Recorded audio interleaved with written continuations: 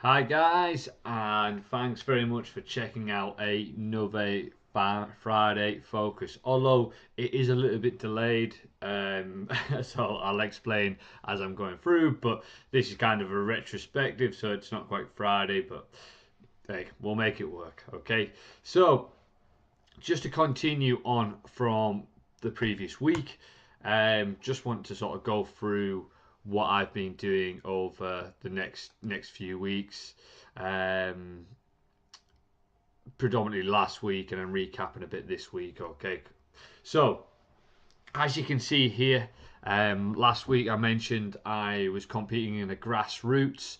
So that Friday I did very little, more of a rest day.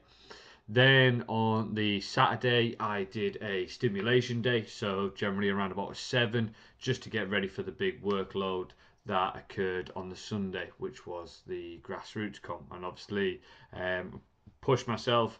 Probably, I left that competition knowing that I probably couldn't have done any more repetitions. So that was definitely a 10. Um, the car journey and the start time and stuff probably had a bit more of an impact as well, so made that RPE that little bit higher in terms of the body was probably just a little bit tired and a little bit jaded. So the Monday I had off, and then the Tuesday I had an RPE day of um, a 7. A 6. So again, I was feeling quite still worked from this 10 load here. So didn't really want to try and push it too much. I did kind of a more of a recovery day. Then pushed it out on, pushed it up to a 7. And then pushed it even further, get one of my development days in on the Thursday. So overall, a solid training week. Was really happy with how everything went. In terms of managing my load, one of the big telling signs is as soon as you come back after a 10 session, especially when there's travel and there's additional stresses on there. It's not just the training, i.e., the comp. It was more of the early morning travel and obviously not having access to the foods that you would normally have, and also just the adrenaline of just competing, meeting people, etc., etc., can take a lot out of you. So obviously, moving on, going into the focus for this week. We've got a qualifying for the England team coming up shortly on the Saturday. So obviously everything I'm doing in this upcoming week is all about getting prepped for that. There's been a bit of a curveball chucked in. I have been asked to work a level 4 strength and conditioning workshop in Manchester. So obviously I'm going to be delivering Olympic lifting, speed and agility plyometrics for quite a long time, both days. But it's also down Manchester, so I will be setting off around about 5:45 on the Saturday, or did, sorry, because it's retrospective. So obviously that took a lot out of me as well. So obviously I wasn't training, but that compound effect of that fatigue from just obviously answering questions, making sure that you're giving everybody good experience, having some fantastic chats, but also the fact that you are demonstrating repetition after repetition after repetition on the Olympic lifts. You're doing lots and lots of demonstration of different drills, variations, derivatives, also speed, agility, plyometric works. That takes a lot out of the body, as well as just trying to make sure that you're giving the best possible experience to the learners as well. So a lot going on there. So there's a lot of fatigue. So obviously the main focus for me this week is about just getting the body recovered and primed and prepped. So I'm going to have to be more diligent with heart rate. I'm going to be more diligent with mobility and my high performance recovery training, but also looking outside of training. And because I've just had that heavy weekend sort of unexpectedly putting on me, there's obviously that I've got to try and recover and catch up on sleep and making sure that I'm prepped ready for the weekend. but also I'm going to be having an additional stressor in terms of making weight. Now it's not a massive amount that I have to lose. You're talking like 1 kilo, 1.5, but as people who've lost weight in the past for competitions or events will really appreciate, it's something that does sit in the back of your mind. You are a lot more conscious, so sometimes you can be susceptible to under eating. It's just another stressor that can add more fatigue. Okay, so obviously the main focus is for me this week is obviously monitoring that fatigue and making sure that I'm getting in the zone by not overloading, but making sure that I'm focused and I'm prepped, ready for the competition ahead. So looking at that, I've got obviously my week ahead. This is my kind of predicted training load. Now, obviously, I'm going back off the Friday. So Friday, I had an RPE of 10.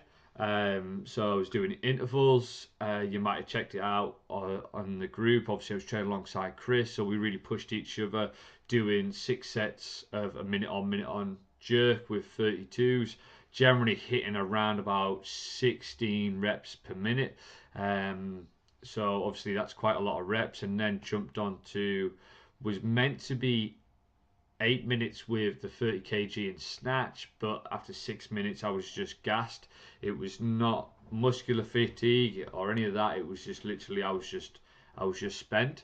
So that was definitely a 10 because I really couldn't have done any more reps, and I couldn't have done any more reps in the jerk. So it was a definitive 10 there.